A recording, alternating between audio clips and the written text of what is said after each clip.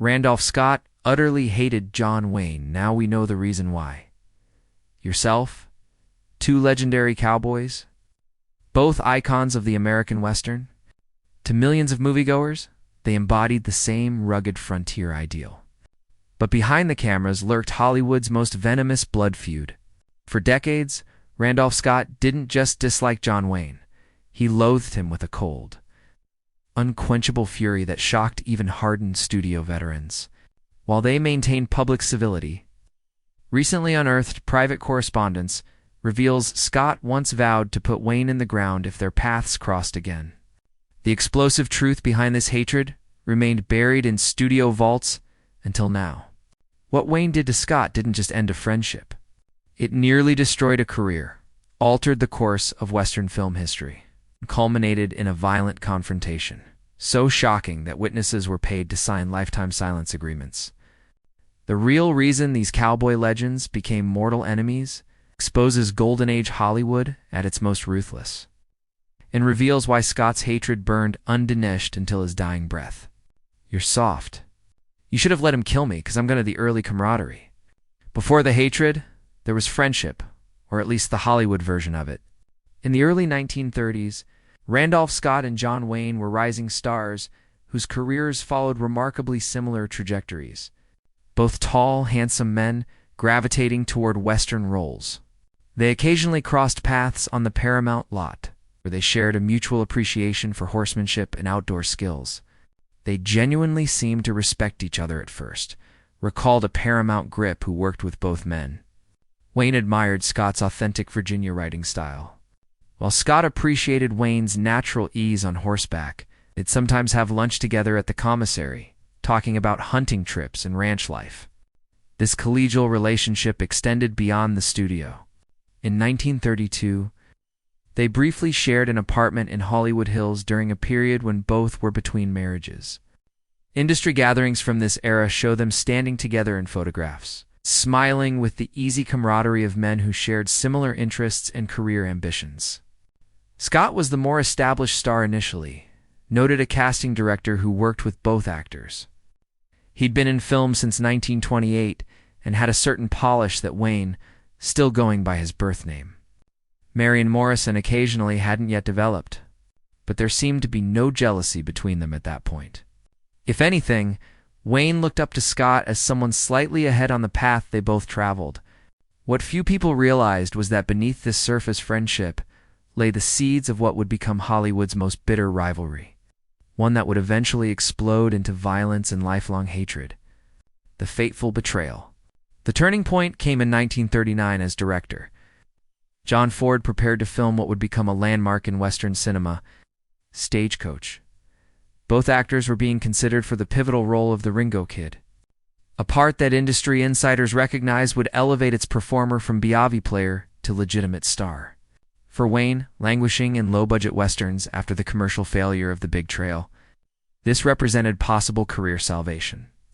For Scott, already established in westerns, it offered the prestige project that might finally move him into A-list consideration. What happened next has remained Hollywood's most closely guarded secret until recently discovered documents from Ford's production files revealed the truth.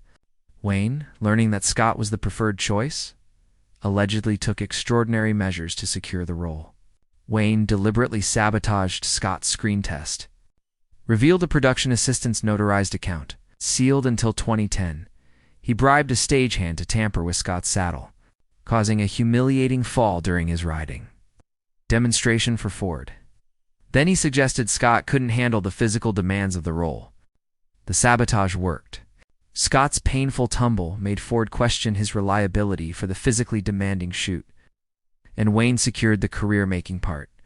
When Scott discovered the truth months later through a drunken confession from the same stagehand, the betrayal cut beyond professional competition into something far darker. Scott confronted Wayne at the Brown Derby, claimed a recently discovered letter from a witness. Wayne just smirked and said, "That's Hollywood, Randy. Only room for one top cowboy around here." In that moment, something changed in Scott's eyes. It wasn't anger. It was hatred in its purest form. The aftermath proved the beginning of drastically diverging career paths. Stagecoach transformed Wayne from a B-movie cowboy into a major star virtually overnight, while Scott continued making formulaic westerns that, while commercially successful, lacked the prestige and artistic recognition Wayne now enjoyed. You could see Scott physically flinch when Stagecoach was mentioned at industry functions. One studio publicist recalled, "He'd been so close to the role that changed everything for Wayne, knowing he lost it through deliberate sabotage rather than fair competition, poisoned something in him. You want that gun? Pick it up. I wish you the wartime rivalry intensifies." As America entered World War II, the professional rivalry took an even more personal turn. Wayne, despite his patriotic screen image and tough guy persona, never served in the military, receiving a 3A deferment as a married father of 4. Scott, however, had served with distinction in World War I as an artillery officer in France. This contrast became a particular point of contention as Wayne began portraying military heroes in films like Flying Tigers and The Fighting Siebes, while Scott's actual military experience went unrecognized. According to correspondence from Scott's longtime friend and frequent director, Bud Boder, Scott found Wayne's wartime heroics on screen deeply hypocritical. Randy couldn't stomach seeing Wayne play the hero in uniform. Bodker wrote in an unpublished memoir, he'd mutter, "At least I actually heard shots fired in anger whenever Wayne's war pictures were mentioned." For a Southern gentleman with Scott's military background, Wayne's avoidance of service while profiting from war roles seemed the height of dishonor. The tension escalated when Wayne, aware of Scott's criticism, LLEGEDLY, arranged to have Scott excluded from a high-profile USO tour to military bases, suggesting to organizers that Scott's advanced age, though he was only 4 years older than Wayne, made him unsuitable for the rigorous travel schedule. Scott learned about Wayne's interference from Bob Hope, who thought he should know who had blocked him from the tour. A mutual acquaintance revealed. Scott told friends afterward that Wayne was a coward playing dress-up as a soldier. The breach between them was becoming unbridgeable. "You better marry that girl, Matt." "Yeah, I think I'm when are you going to stop telling people what to the blacklist weapon?" The professional sabotage and personal animosity might eventually have faded into typical Hollywood rivalry had Wayne not escalated the conflict during the Red Scare, weaponizing the Hollywood blacklist against his rival in a move that nearly ended Scott's career entirely. In 1947, as president of the Motion Picture Alliance for the Preservation of American Ideals, Wayne wielded considerable power during the House Un-American Activities Committee investigations. While Scott was no communist, he'd attended several industry parties in the early 1940s where blacklisted writers were present. This tenuous connection was all Wayne needed. Wayne submitted Scott's name for Huck scrutiny. A former committee clerk revealed in a 2005 deathbed confession he didn't directly accuse Scott of being a communist, but he made sure investigators took a hard look at him. It was character assassination by proxy. The investigation process itself, though ultimately clearing Scott, created a cloud of suspicion that had immediate professional consequences. Production on Coroner Creek, a Scott Western, at Columbia Pictures, was temporarily halted pending the outcome of the inquiry.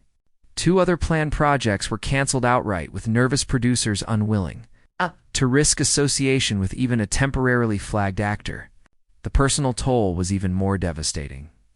According to his longtime housekeeper, Scott's reaction to seeing Wayne testifying before whack on a newsreel was so violent that he punched through a glass cabinet, severing tendons in his hand.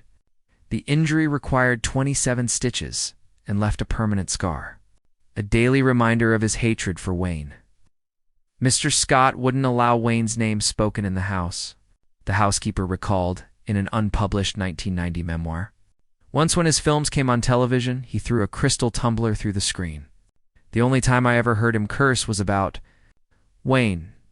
What made Wayne's actions particularly unforgivable in Scott's eyes was the cynical exploitation of patriotism. From someone Scott considered a military avoider. In private correspondence with director Henry Hathaway, Scott wrote, "Wayne wraps himself in the flag he was too frightened to defend, then uses that same flag to strangle the careers of his betterers. There is no lower creature in Hollywood.